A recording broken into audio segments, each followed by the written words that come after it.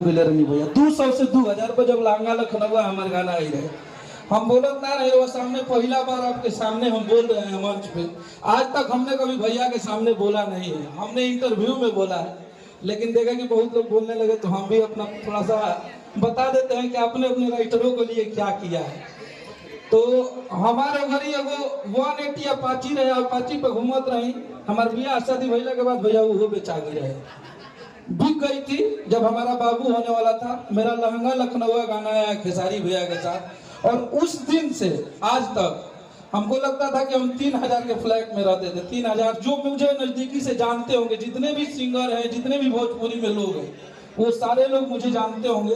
तो एक छोटे से फ्लैट में अखिलेश कश्यप रहता था जब मेरा लहंगा लखनऊ गाना आया था। और उसके बाद ये 3 साल में आज एक राइटर भोजपुरी में फॉर्च्यूनर से चलता है और 1 करोड़ से ऊपर का घर बनाया है।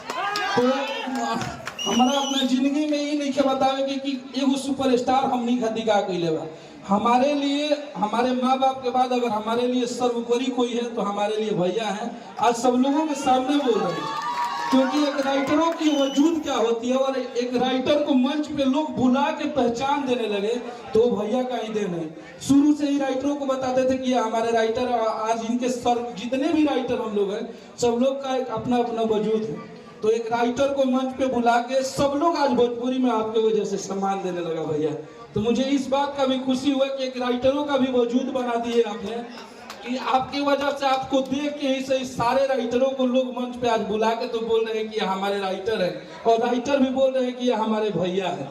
तो एक दिल से जो हमारी जो निकलेगी, ये जितनी भी बातें है वो हमने सच बोला है। और कोई कोई लोग होते हैं कि जो बनावटी भी बोल देते हैं। तो जो मुझे बक्सर जिला के होंगे, जो मुझे नजदीक से जानते होंगे, तो सारे लोगों को पता है कि अखिलेश कश्यप की औकात क्या थी और आज एक राइटर के लेवल में कहाँ है। तो मैं आपका कर्ज आजीवन निभाऊंगा और आजीवन आपके साथ काम करूंगा, और ऐसे ही आप जितने अपने लोगों का ख्याल रखते हैं आजीवन रखते रहिए।